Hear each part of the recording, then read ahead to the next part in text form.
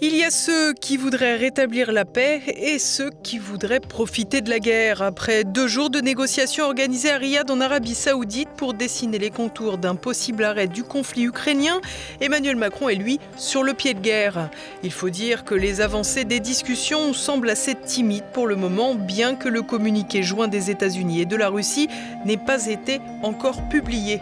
Pour l'heure, Moscou presse Washington de conclure un accord sur le commerce en mer Noire et l'Ukraine retient son souffle avec les avancées des Russes sur le terrain militaire qui se poursuivent.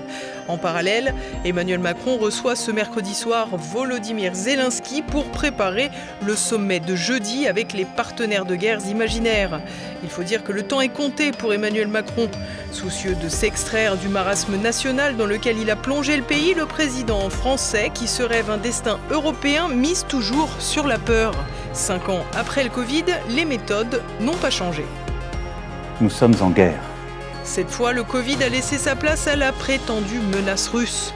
Pour la peine, Emmanuel Macron a même décidé d'infliger aux caisses déficitaires de l'État la parution d'un guide de survie en cas de guerre à l'intention des Français. Un courrier qu'il ne faudra pas hésiter à retourner à l'envoyeur pour protester face à cette manipulation des peurs. Des peurs instrumentalisées par les émanations néoconservatrices qui refoulent désormais jusqu'en Europe et les narines du président français, comme celle de Keir Starmer, le Premier ministre britannique, aligné lui aussi sur la prolongation de la guerre ad nauseam. Pour illustrer la teneur des réunions, les partenaires européens et plus si affinités se sont renommés en coalition des volontaires, des termes qui, rappelons-le, font écho à la Coalition of the Willing de Bush et Rumsfeld pour envahir l'Irak sans aucun mandat de l'ONU entre 2001 et 2003. À mettre en parallèle avec les intentions franco-britanniques d'envoyer des troupes sur le sol ukrainien, prétendument pour assurer la paix. Face à cette dérive inquiétante du président français, François Asselineau, le président de l'UPR, organise en parallèle un grand rassemblement pour la paix jeudi soir à 17h, place de la République, dans le 11e arrondissement de la capitale. Jeudi 27, c'est le jour où Macron a trouvé malin de réunir à Paris justement ce qu'il appelle la coalition des volontaires, c'est-à-dire des chefs d'État ou de gouvernement, qu'ils soient en Europe ou en dehors de l'Europe d'ailleurs, notamment je pense aux Canadiens, aux Britanniques, etc., et qui en fait veulent poursuivre la guerre contre la Russie.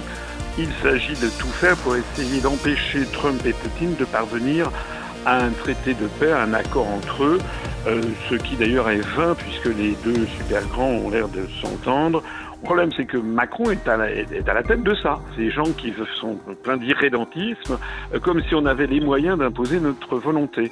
Alors c'est quand même très grave parce que si Macron va de l'avant, il veut essayer peut-être d'envoyer des soldats français en Ukraine, alors que Poutine a toujours dit que s'il y avait des soldats appartenant à un pays relevant de l'OTAN, il serait considéré comme étant et prenant une part active à la guerre contre la Russie et serait l'objet de cible et il pourrait utiliser tous les moyens contre eux. C'est donc bien un jeu dangereux auquel joue Emmanuel Macron, des enjeux qui devraient pousser les Français à se mobiliser massivement, loin des questions de clivage politique. Tout le monde est bienvenu.